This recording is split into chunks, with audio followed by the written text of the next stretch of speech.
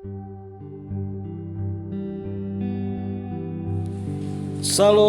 salam sejahtera buat saudara-saudaraku semuanya. Kita berjumpa kembali dalam renungan pagi. Saudara-saudara sekalian, marilah kita mendengar firman Tuhan. Sebelum kita mendengar firman Tuhan, marilah kita bersama-sama berdoa terlebih dahulu.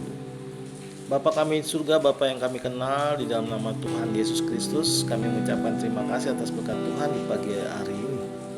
Tuhan yang baik, kami mau mendengar firman-Mu yang kudus. Bukakan hati pikiran kami agar kami mengerti isi firman Tuhan dan melakukannya.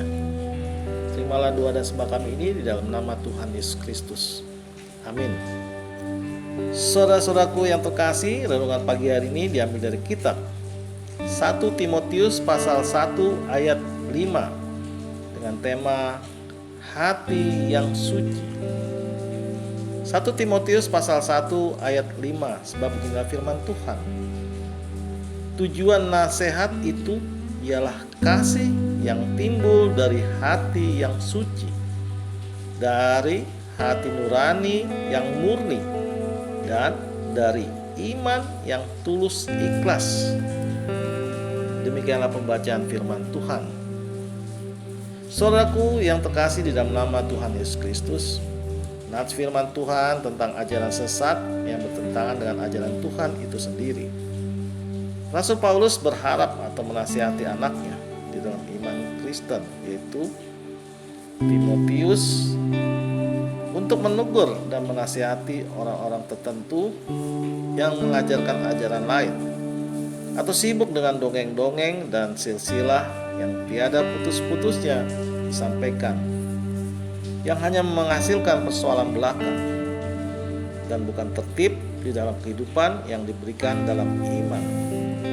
Jadi tujuan nasihat itu adalah kasih dari iman yang tulus ikhlas, juga hati yang suci, hati nurani yang murni, dengan harapan mereka umat Tuhan tidak terpengaruh oleh ajaran-ajaran lain, dan hal itu bertentangan dengan ajaran-ajaran yang sehat yang berdasarkan Injil dari Tuhan Yesus yang mulia dan maha kuasa.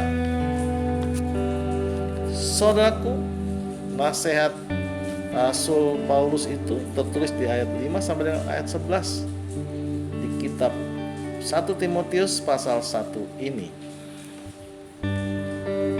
Tujuan nasihat itu ialah kasih yang timbul dari hati yang suci, dari hati nurani yang murni, dan dari iman yang tulus ikhlas.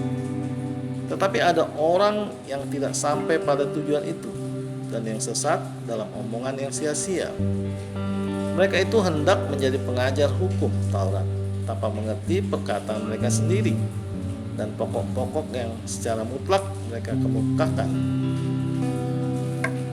Kita tahu bahwa hukum Taurat itu baik kalau tepat digunakan,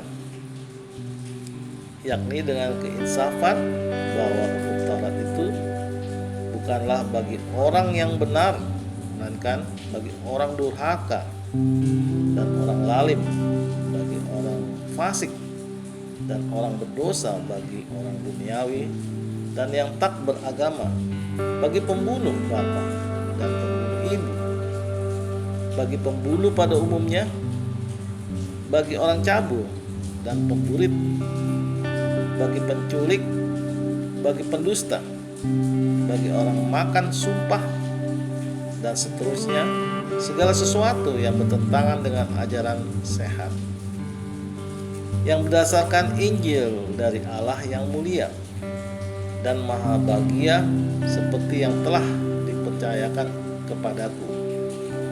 Demikianlah pembacaannya. Saudaraku, di pagi hari ini, seperti iman dari Timotius, kita mengaminkan nasihat-nasihat yang bertujuan kasih dengan dilandasi hati yang suci, hati nurani yang murni, dan dari iman yang tulus ikhlas. Amin. Tuhan Yesus memberkati. Kita tutup renungan pagi hari ini dengan doa. Tuhan, terima kasih atas berkat Tuhan di pagi hari ini. Kami boleh mendengar firman-Mu yang kudus. dan kiranya Tuhan menyertai kami di dalam kehidupan kami. Tuhan yang baik, kami juga berdoa kepada saudara-saudara kami yang mengalami kesulitan ekonomi. Berkatilah mereka. Dan yang menderita sakit penyakit, sembuhkanlah mereka. Juga kami teringat kepada anak-anak yatim piatu ya Tuhan, berkatilah mereka. Dan janda-janda yang kesulitan di dalam hidupnya, berkatilah mereka. Terimalah doa dan sembah kami ini di dalam nama Tuhan Yesus Kristus. Amin. Saudara-saudara yang terkasih, kami percaya dan kita percaya bahwa renungan pagi hari ini menjadi sumber berkat dan sumber kasih untuk kita. Shalom.